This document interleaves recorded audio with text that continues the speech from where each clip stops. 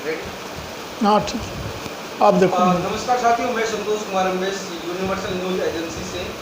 और आज हमारे साथ में खास मेहमान हैं जो कि आपकी अपनी पार्टी के राष्ट्रीय अध्यक्ष एडवोकेट रामवीर चौहान जी।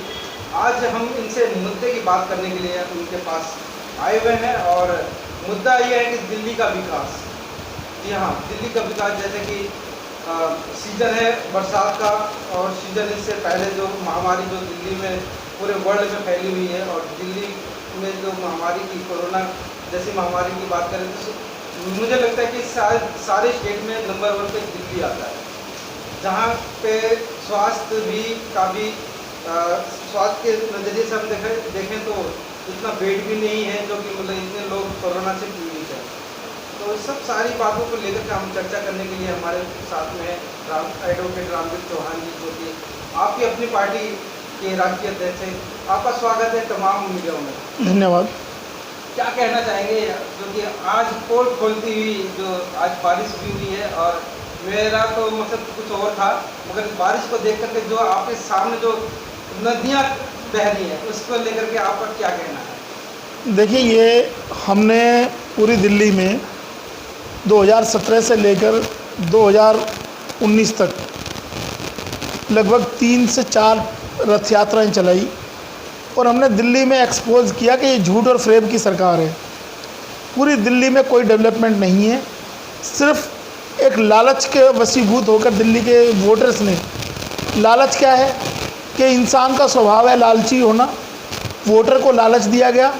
हमने इलेक्शन कमीशन से भी कहा कि इस तरह की घोषणाएं जब भी कोई चुनाव आता है तो चुनाव से 1 साल पहले सभी राजनीतिक पार्टियों पे बैन लगा दिया जाए कि वो कोई भी लोक लुभावनी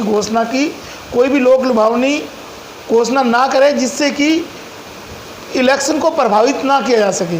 अब इलेक्शन से 6 महीने पहले इन्होंने कहा कि हम बिजली 200 यूनिट फ्री करेंगे, जिसके बहकावे में आके दिल्ली की जनता ने इनको वोट दे दिया। अब जैसे ही कोरोना काल शुरू हुआ, कोरोना काल में आपने देखा कि मोहल्ला क्लिनिक पे कोई डिस्कशन नहीं हुआ। जब आप पूरे वर्ल्ड में ये चर्चा फैलाते हैं, कहते हैं हमने मोहल्ला क्लिनिक बनाए वर्ल्ड क्लास, तो आपका मोहल्ला क्लिनिक फेल क्यों हुआ?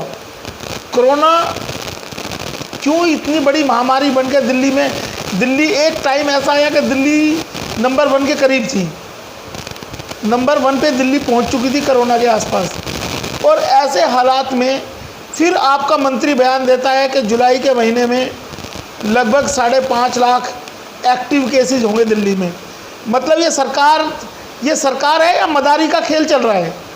ना आप कोई कंट्रोल करने की बात करते हैं, और जो होम आइसोलेशन की बात इन्होंने की, दिल्ली के मुख्यमंत्री अपनी जिम्मेदारी से बचना चाहते थे, भागना चाहते थे।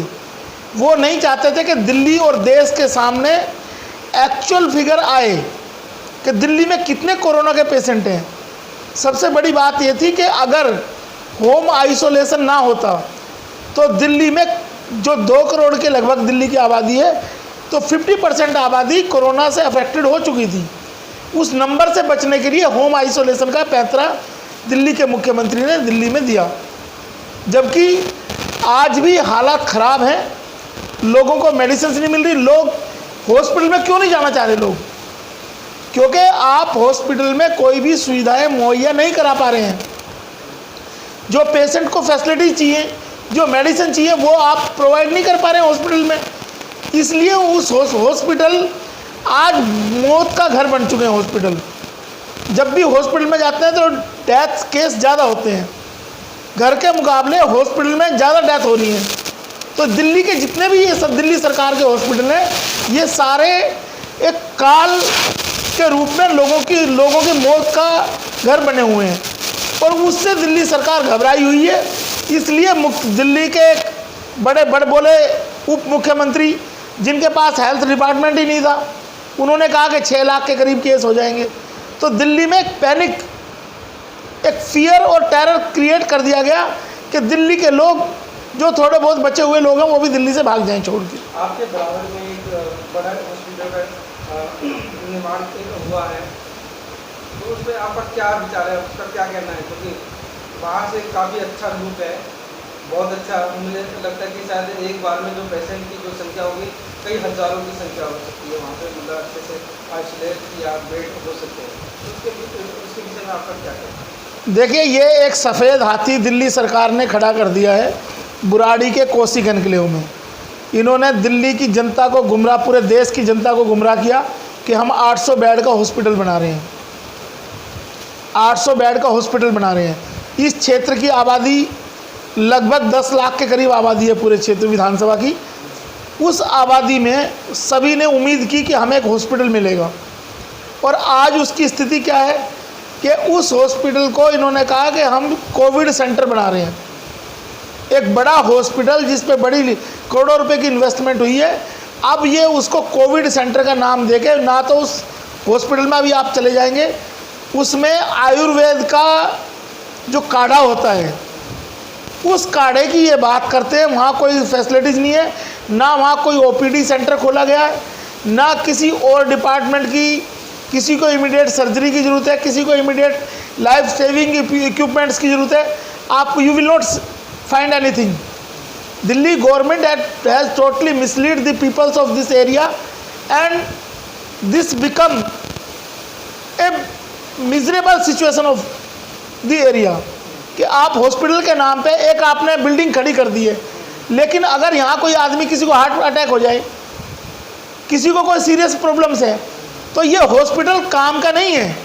इसमें सिर्फ बेड डाल दिए गए हैं कोविड के नाम पे, और कुछ नहीं है। आप जाकर सर्वे कर सकते हैं। नहीं, जैसे आपने कहा ना भी अपने वक्तव्य में कि मतलब वहाँ पे औषधियाँ टाइप जो काढ़ा वाड़ा होता है उस टाइप आयुर्वेद के जो नजफगढ़ में एक आयुर्वेद का हॉस्पिटल है, वहाँ से एक आचार्य को बुलाया गया, उनसे कहा गया कि हम यहाँ पे देसी तरीके से इलाज करेंगे कोरोना के लोगों का, और उनको काढ़ा पिलाने के लिए उन्होंने प्रिस्क्रिप्शन ली है।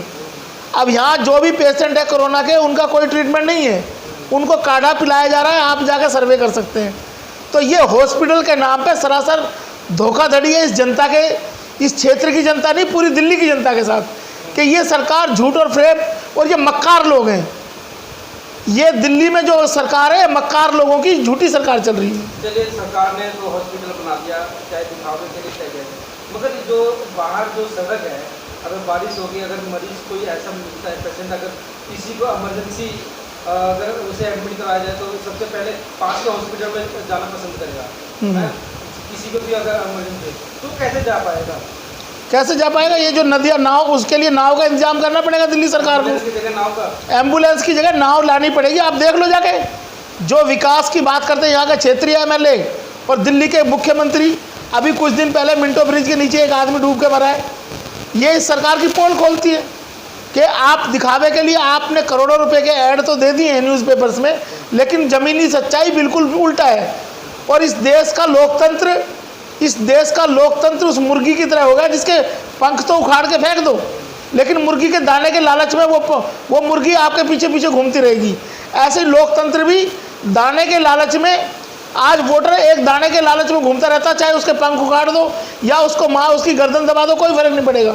सिर्फ वो एक दाने के लालच में भागता रहेगा। बिजली के बिल का लालच दे दिया, कभी पानी का लालच दे दिया। अब इस देश की जनता को तय करना है कि जो लोकतंत्र है या निर्वाचन आयोग को तय करना है। हालांकि हम नहीं मानते कि आज की डेट में, हमें ऐसा लगता है इस देश में लोकतंत्र नाम की कोई चीज़ नहीं है, और ना ही कोई इंस्टीट्यूशन आज़ाद है। हर इंस्टीट्यूशन केंद्र सरकार के दबाव में, केंद्र सरकार की कठपुतली बन चुका है, चाहे वो जुडिशरी हो या इलेक्शन कमीशन हो, कैग हो, कोई भी, या आरबीआई है। सारे के सारे इंस्टीट्यूशंस जैसे केंद्र सरकार के दबाव जैसे चाहती है उस तरीके से चला रही है।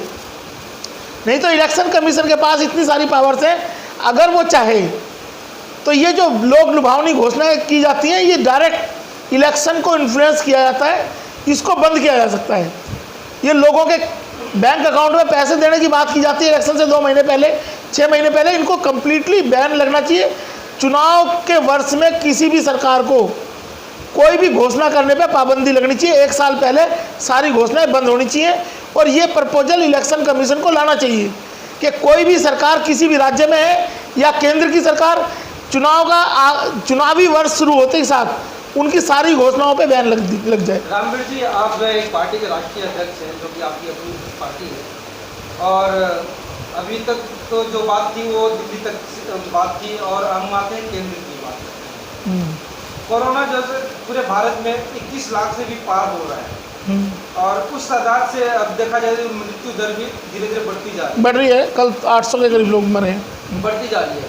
तो क्या इस काल में जो हमारे एजुकेटेड जो MBBS जो तैयारी कर रहे हैं, उनको हॉस्पिटल नहीं मिला है, और भी अन्य तरीके से जो शिक्षा का वर्ग है वो धीरे धीरे स्तर उसका डाउन होता जा रहा है, और विश्व में जो हमारी जो मेडिकल जो सुविधा है भारत की वो 115वें रैंकिंग में आती है, तो इसके विषय में आपका क्या कहना है? देखिए, ये इस देश के लोकतंत्र में भागीदारी करने वाले वोटर को तय करना है। इस देश के वोटर को ये तय करना है कि उसको मंदिर मस्जिद चाहिए या इस देश का डेवलपमेंट चाहिए।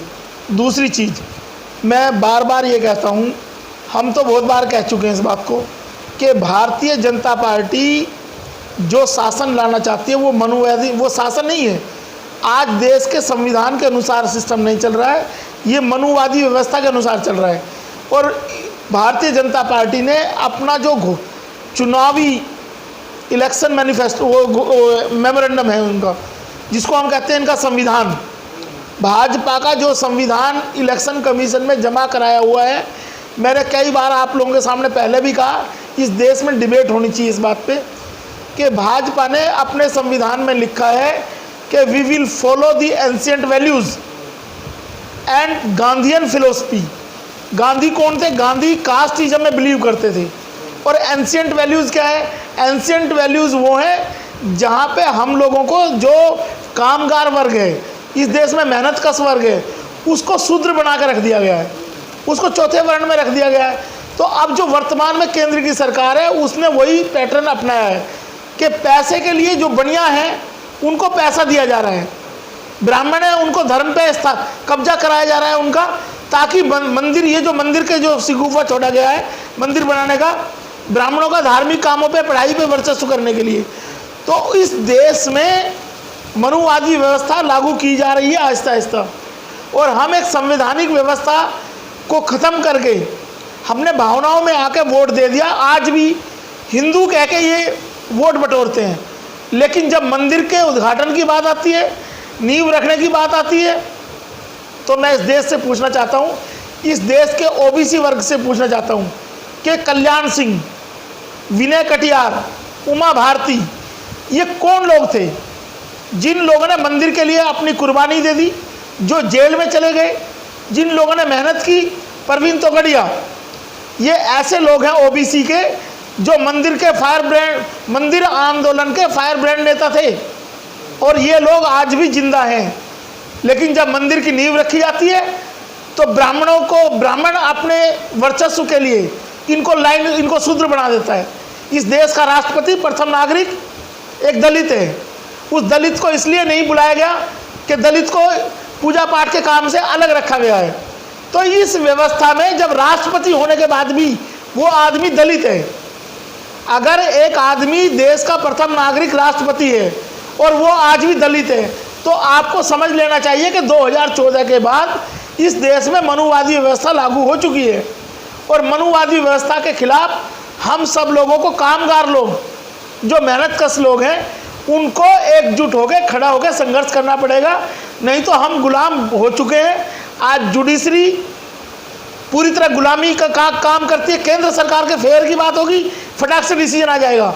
अगर किसी और के लिए काम करने जो बायसनेस हो रही है, इलेक्शन कमीशन प्रधानमंत्री के खिलाफ, अगर प्रधानमंत्री किसी चीज़ की का वायलेशन करते हैं रूल का, तो इलेक्शन कमीशन उसके खिलाफ नहीं बोलेगा तो उसको हटा दिया जाएगा वहाँ से। तो ये सारा सिस्टम मनुवादी व्यवस्था ने जकड़ लिया है। अब इस बेड़ी से को तोड़ने के लिए बाबा साहब अम्बेडकर ने तो संविधान दिया, आज एक नए बाबा साहब को पैदा होने की ज़रूरत है जो इस सिस्टम के खिलाफ संघर्ष कर सके, और जब लोग उनके खिलाफ, इस सिस्टम के खिलाफ बाबा साहब की तरह एकजुट हो गए, एक नेतृत्व को मान के उसके खिलाफ संघर्ष के लिए आगे आए लोग।